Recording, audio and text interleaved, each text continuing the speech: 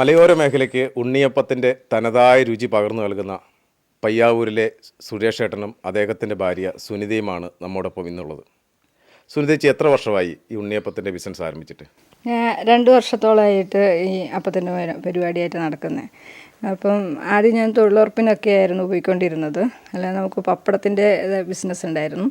അപ്പം ഇത് എനിക്ക് ചെറിയൊരു ആരോഗ്യ പ്രശ്നം വന്നു. ഒരു നടുവിന് ഡിസ്കിനൊരു കംപ്ലൈൻ്റ് ആയിട്ട്. അപ്പം ഇതിനൊന്നും പോകാൻ പറ്റാത്തൊരവസ്ഥയിൽ ഇനിയിപ്പം ജീവിക്കാൻ എന്ത് വേണമെന്നൊരാലോചനയിൽ ഞങ്ങൾ കണ്ടുപിടിച്ചതാണ് ഈ ഒരു ഉണ്ണിയപ്പം ഉണ്ടാക്കി കൊടുക്കാമെന്നുള്ള ഒരു രീതിയിലേക്ക് എത്തിയത്.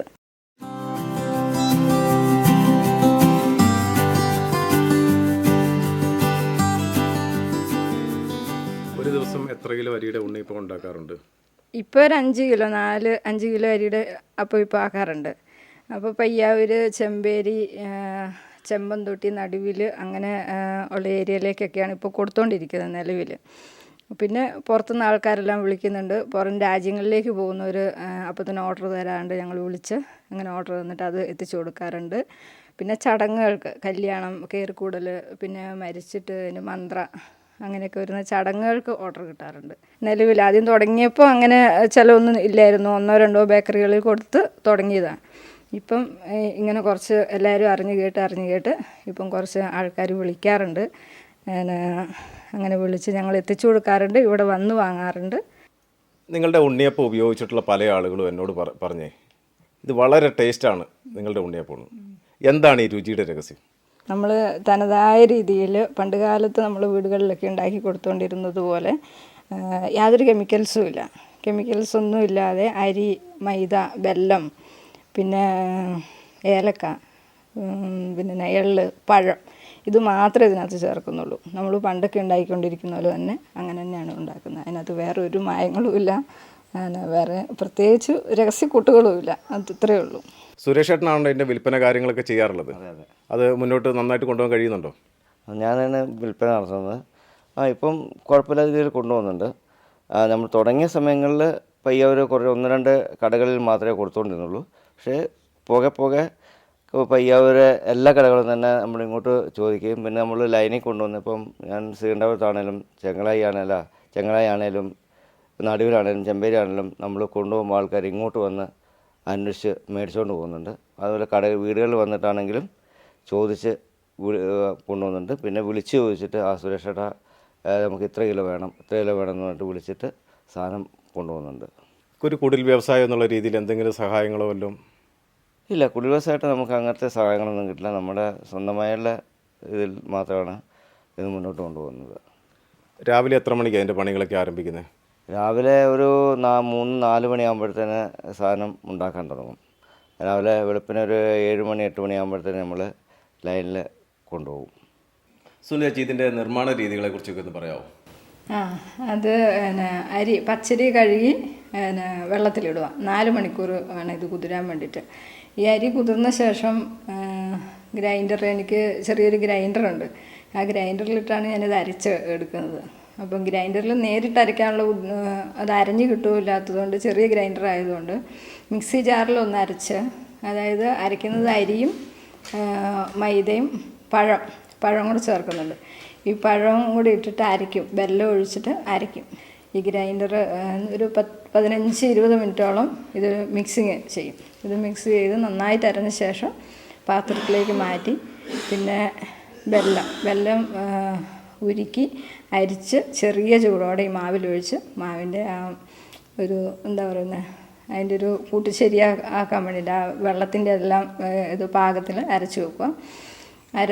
ഞാൻ മിക്കവാറും രാത്രിയിലെ ഇത് ചെയ്ത് വെക്കും. ഒരു 10 മണിക്ക് അരച്ച് അടച്ച് വെച്ച് കഴിഞ്ഞാൽ പിന്നെ നേരം വെളുത്ത് 3 മണി 4 മണി ആ സമയത്ത് എഴുന്നേക്കും. ഇതിനകത്ത് ഏലക്ക വറുത്ത് പൊടിച്ച് ചേർക്കും. പിന്നെ എള്ള് വറുത്തിട്ടാണ് ഇതിനകത്ത് ഇടുന്നത്, ഈ മാവിനകത്ത് ഇടുന്നത്. അപ്പോൾ ഇത് രണ്ടും ഇതിനകത്ത് എക്സ്ട്രാ പിന്നെ ഇതേ ചേർക്കുന്നുള്ളൂ. ചുടുന്നതിന് മുമ്പ് ഇതേ ചേർക്കുന്നുള്ളൂ. അത് കഴിഞ്ഞ് ഇത് ചുട്ട് എടുക്കും. പിന്നെ അത് കുറച്ച് നേരം തണുക്കാൻ അടച്ച് വെച്ചിട്ട് തണുത്ത ശേഷം പേക്ക് ചെയ്തിട്ട് ആണ് കടകളിലേക്ക് എത്തിക്കുന്നത്.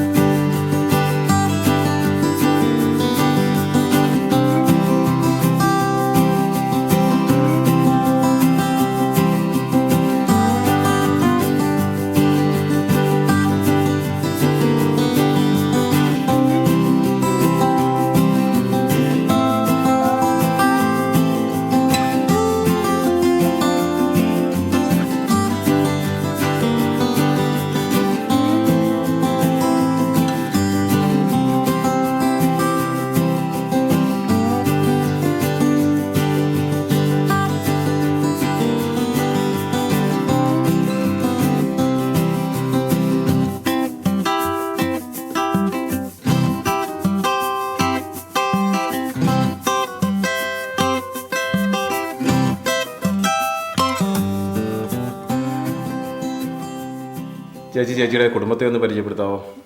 അതിന് ഞങ്ങൾ 4 പേര്. ഞങ്ങൾ ചേട്ടനും ഞാനും 2 മക്കളും. മൂത്ത മോള് MLTക്ക് മംഗലാപുരം പഠിക്കുവാണ്. അവളിപ്പം ഫൈനൽ ഇൻറ്റേൺഷിപ്പ് ചെയ്തുകൊണ്ടിരിക്കുവാണ്. പിന്നെ മോന് +2 പഠിക്കുന്നു. അപ്പോൾ അവളുടെ പഠിത്തക്കാര്യം വിദ്യാഭ്യാസ ലോണെല്ലാം ഉണ്ട്. അങ്ങനെ അവളുടെ പഠിത്ത കാര്യം, മക്കളുടെ 2 പേരുടെ പഠിക്കുന്ന കാര്യവും ഞങ്ങളുടെ കുടുംബവും എല്ലാം ഈ ഒരു വരുമാനം കൊണ്ടാണ് ഞങ്ങളിപ്പം നടത്തിക്കൊണ്ട് പോകുന്നത്. ഉണ്ണിയപ്പത്തിൻ്റെ ബിസിനസ് എങ്ങനെ മുന്നോട്ട് കൊണ്ടുപോകണമെന്ന് ആഗ്രഹിക്കുന്നതിന്? എനിക്ക് ഈ ഒരു ബിസിനസ് കുറച്ച് വലിയ രീതിയിലേക്ക് എത്തിക്കണമെന്ന് എനിക്കൊരാഗ്രഹമുണ്ട്. അപ്പം അതിന് കുറച്ച് സാമ്പത്തിക ബുദ്ധിമുട്ട് എനിക്കുണ്ട്. ഇപ്പം സംബന്ധിച്ചാൽ ഞാനൊരു ഗ്രൈൻഡർ, ചെറിയ ഗ്രൈൻഡറാണെന്ന് മുമ്പേ പറഞ്ഞല്ലോ. അപ്പോൾ ഒരു വലിയ ഗ്രൈൻഡർ, ഒരു 5 കിലോ അരിയെങ്കിലും അരയ്ക്കുന്നൊരു വലിയ ഗ്രൈൻഡർ വാങ്ങണം. ഒരു ഉണ്ണിയപ്പത്തിൻ്റെ ചട്ടി, കുറച്ച് വലിപ്പമുള്ളൊരു ചട്ടി വാങ്ങണം. പിന്നെ ഒരു 2 ജോലിക്കാരെങ്കിലും ആക്കി ഇതൊരു കുറച്ച് ബൾക്കായിട്ടൊരു വലിയ രീതിയിൽ കൊണ്ടുപോകണം എന്നാണ് എൻ്റെ ആഗ്രഹമുള്ളത്. ഇപ്പം നിലവിൽ നേരത്തെ ഞങ്ങൾ പപ്പടത്തിൻ്റെ പരിപാടി ചെയ്തുകൊണ്ടിരുന്നതായിരുന്നു. അത് വളരെ ബൾക്കായിട്ട് ചെയ്തുകൊണ്ടിരുന്നതാണ്. അപ്പോൾ ആ സംഭവം ഇപ്പം അതിന് കച്ചവടം ചെറിയ കുറവായതുകൊണ്ട് ഇപ്പം ചെറിയ രീതിയിൽ ഞങ്ങൾ പപ്പടം പുറത്തുനിന്ന് എടുക്കുകയാണ് ചെയ്യുന്നത്, കമ്പനിയിൽ നിന്ന് എടുക്കുകയാണ് ചെയ്യുന്നത്. അത് ചെറിയ ബൾക്കായിട്ട് എടുത്തിട്ട് ഇവിടുന്ന് റീപാക്കറ്റ് ചെയ്തിട്ട് ഈ ഉണ്ണിയപ്പത്തിൻ്റെ കൂടെ ഞങ്ങൾ റീറ്റെയിലായിട്ട് സപ്ലൈ ചെയ്യുന്നുണ്ട്. അപ്പം ഇതെല്ലാം കൂടി ഒന്ന് കുറച്ച് നല്ല രീതിയിൽ കൊണ്ടുപോകണമെന്നാണ് എൻ്റെ ഇപ്പോഴത്തെ ഒരു ആഗ്രഹം. സുനിതേച്ചിയുടെ സ്വപ്നം പോലെ തന്നെ ഈ ഉണ്ണിയപ്പത്തിൻ്റെ ബിസിനസ് വളരെ നന്നായിട്ട് മുന്നോട്ട് പോകട്ടെ എന്ന് ഞങ്ങളും ആഗ്രഹിക്കുന്നു. ഇത്രയും നേരം ഈ പ്രോഗ്രാമിനോട് സഹകരിച്ചതിന് നന്ദി. അടുത്തയാഴ്ച മറ്റൊരു വ്യക്തിയുമായി നമുക്ക് നേരിട്ട് കാണാം.